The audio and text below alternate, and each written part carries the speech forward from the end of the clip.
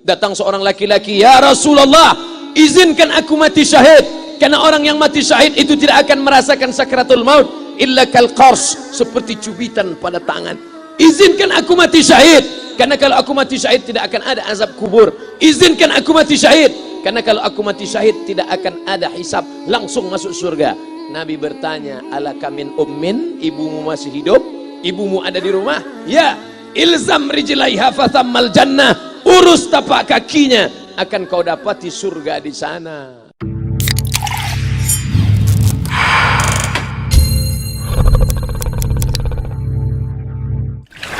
Haji Halim sedang menunjukkan begini cara sayang kepada ibu. Wahai kalian yang tak menghormati ibu, yang menyepelekan ibu, yang merendahkan ibu. Malam ini lihat, beliau tidak ada ceramah, tidak ada tausiah, tapi langsung dibuat begini cara menghormati ibu. Ini sekarang banyak orang tak menghormati ibu. Berapa banyak ibu yang awalnya bantu-bantu, lama-lama jadi pembantu. Dulu dia tidak tarawih, kenapa? Karena kita menangis merengek di rumah. Sekarang di hari tuanya dia tidak tarawih juga. Kenapa? Dia menjaga cucunya. Berapa banyak itu terjadi?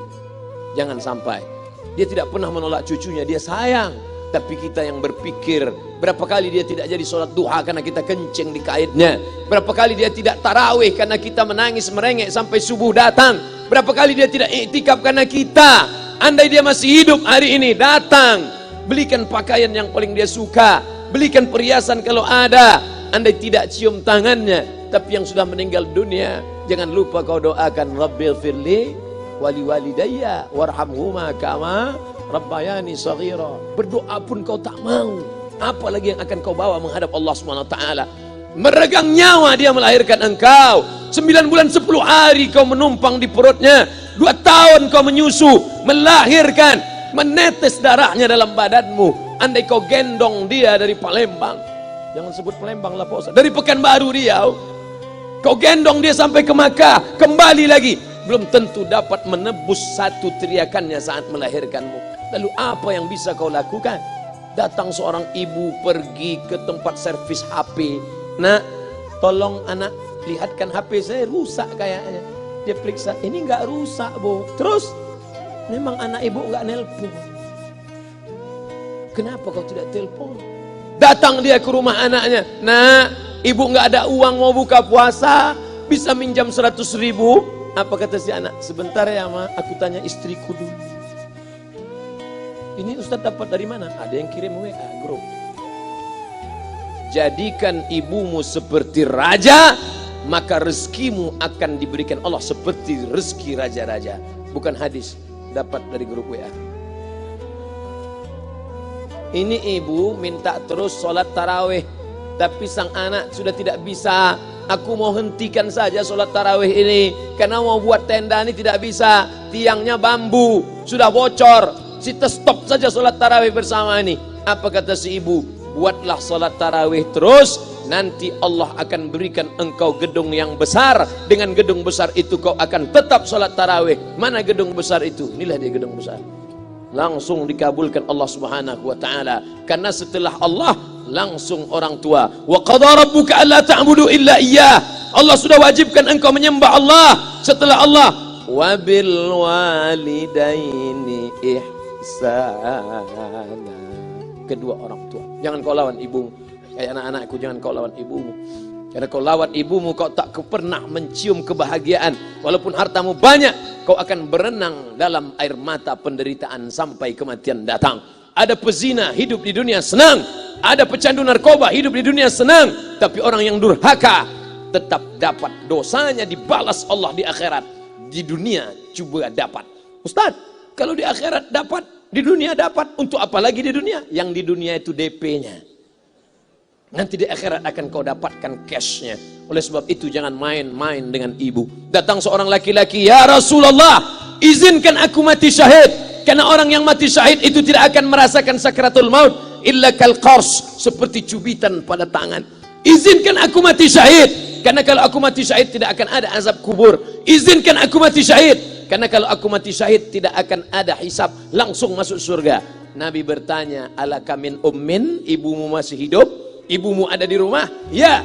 ilzam rijlaiha fathammal jannah, urus tapak kakinya, akan kau dapati surga di sana. Tak perlu kau mati syahid, tapak kakinya kau urus, kau dapati surga di sana. Kalau tapak kakinya kau urus dapat surga, apalagi kau urus kepalanya, apalagi kau urus badannya. Pulang dari sini, urus ibumu, mandikan dia, belikan pakaian yang baik, cari makanan kesukaannya. Kalau dia sudah meninggal, maka kau datang ke sana, langsung dapat tisu.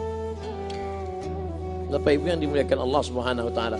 Ini Ustadz suaranya menggelegar nih, marah apa? Enggak, saya tak marah. Terus dikasih Haji Halim buka nasi kuning tadi, makanya suara menggelegar. Dimasukkan Pak Kapolda daging sama ayam 3. Masya Allah, ini kari Palembang nih Pak Ustadz. Mantap, menggelegar suara kita di rumah. Bapak Ibu yang dimuliakan Allah Subhanahu wa taala, datang seorang laki-laki, kata Nabi sallallahu alaihi wasallam, nanti akan ada laki-laki yang datang kemari minta doanya, doanya kabul. Sahabat heran, kami yang hidup sama Nabi, kami yang perang sama Nabi, kami yang jihad sama Nabi, kenapa mesti minta doa dia? Dia tidak pernah ketemu Nabi.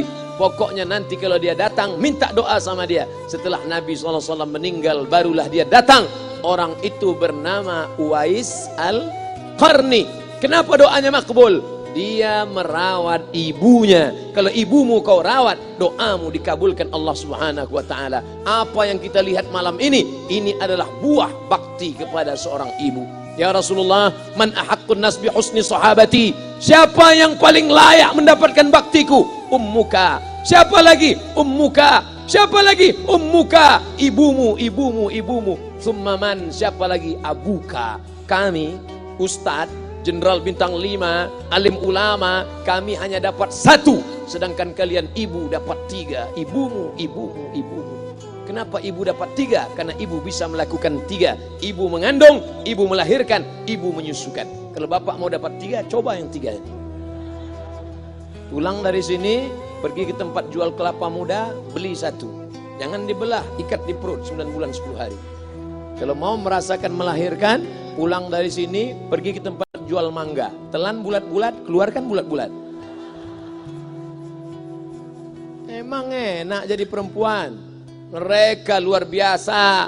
Tanya ibumu, berapa kali dia meninggalkan puasa Ramadan? Saat mengandung engkau, 30 hari dia tak puasa. Saat menyusukan tahun pertama, 30 hari dia tak puasa. Saat menyusukan tahun kedua, 30 hari dia tak puasa. Saat dia mau ganti qadha tahun berikutnya, adik mau menyusul. Hari ini dia belum mengqadha puasanya, dia terhutang di hadapan Allah. Lalu apa yang bisa kau lakukan?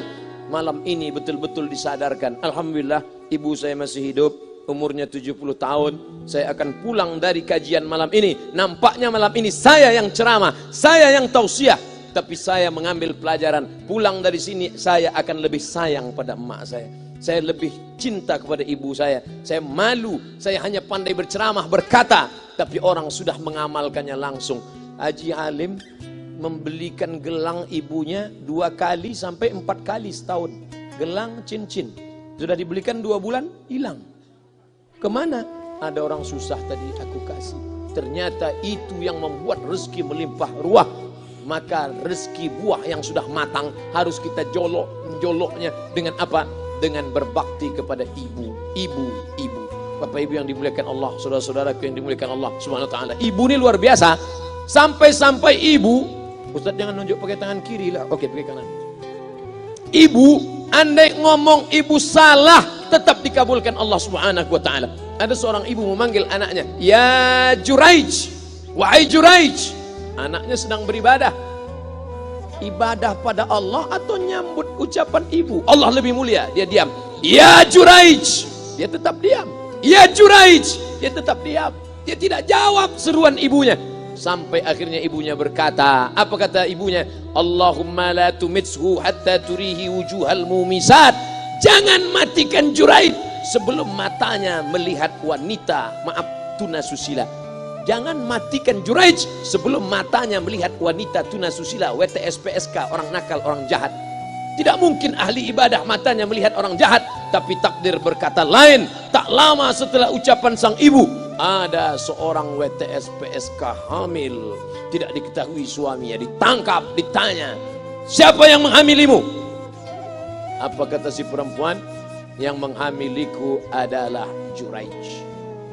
Sampai Juraij ketika difitnah, perempuan wanita susila itu ditanya, siapa yang menghamilimu? Ternyata dia berkata, Juraij. Akhirnya mereka menangkap Juraij. Juraij, ternyata engkau selama ini pura-pura saja menjadi pelaku ibadah. Engkau ternyata sudah menghamili perempuan ini. Mereka menghancurkan tempat ibadah Juraij. Tapi kemudian Juraij sabar. Dia katakan, nanti tunggu anak itu lahir, kalian baru tahu. Setelah tak lama anak itu pun lahir. Dan mereka bertanya kepada anak kecil yang belum bisa bicara, ya gulam, wahai anak kecil, man abuka, who is your father? Siapa bapakmu? Hai anak kecil, siapa bapakmu? Juraij menusuk pusar anak itu dengan telunjuknya. Dia mau tunjukkan kepada orang ramai bahwa dia tidak salah, dia tidak pezina, dia tidak melakukan perbuatan dosa. Ya gulam, hai anak kecil, man abuka, siapa bapakmu? Apa kata anak kecil itu? Cowboy. Ko sapi, boy penjaga sapi, pengembala sapi. Bapakku pengembala sapi. Barulah orang Yahudi tahu ternyata Ra'il Ghanam yang menghamili PSK perempuan jahat tadi adalah penggembala sapi. Lalu kenapa fitnah itu terjadi? Allah mengabulkan doa si ibu sebelum Juraij mati. Matanya pernah melihat wanita tuna susila. Oleh sebab itu ibu jangan sampai kalau marah sama anak memanggil anak dengan kata-kata yang tak baik. Setan, hantu. Kalaupun marah panggil dia, calon wali kota. Sini sebentar. Kalau marah betul, calon gubernur. Sini sebentar. Doa ibu dikabulkan Allah Subhanahu wa taala. Saya setahun setiap bulan Februari ceramah di Kuala Lumpur seminggu. Kuala Lumpur, Selangor, Sarawak, Kuching, kemudian Malaka, Ipoh, Negeri Sembilan. Ketika saya tausiah datang ibu-ibu makcik Malaysia. Assalamualaikum. Waalaikumsalam. Ustaz Somad. Ya. Saya nak jumpa dengan emak Ustaz. Loh, ngapa jumpa emak saya?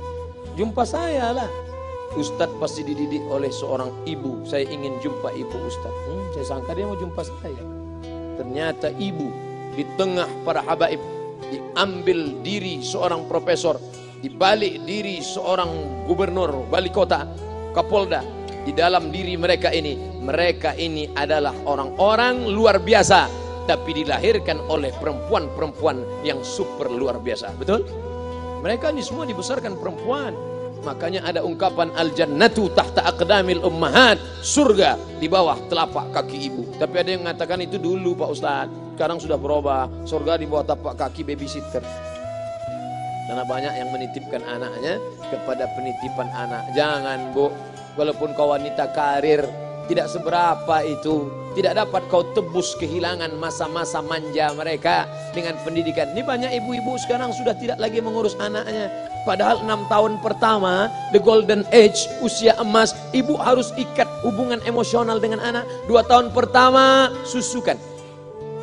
2 tahun kedua, lompat-lompat, lari-lari, lucu-lucu. 2 tahun ketiga, mulai menghafal surat-surat pendek. Umur 7 tahun, baru dia sholat. Begitu. Sekarang banyak. 2 tahun pertama, dia titipkan ke Al-Baqarah, sapi betina. 2 tahun kedua, dia titipkan ke Pak Ud dan Bu Ud. 2 tahun ketiga, dia titipkan ke TK. Akhirnya anak putus kontak. Setelah anak remaja, baru ibunya nanya, Ustadz, kenapa anak saya lebih mau curhat sama pacarnya daripada sama saya? Karena anak sudah lost contact, putus hubungan dengan ibu. Itulah yang dulu dikejar dengan wanita karir. Pergi pagi pulang petang, peras keringat, banting tulang, tunggang langgang, lintang pukang. Tak dapat kau tebus dengan apapun. Oleh sebab itu, kalau kau sayang kepada mereka, besarkan mereka. Nanti setelah dia SMP, kau tetap bisa berkarir, tetap bisa apapun. Tapi usia emas ini tetap jaga mereka. Di balik anak-anak yang luar biasa, ada ibu yang luar biasa. Di mana letak ibu luar biasa itu? Inilah dia, ibu-ibu semua insya Allah.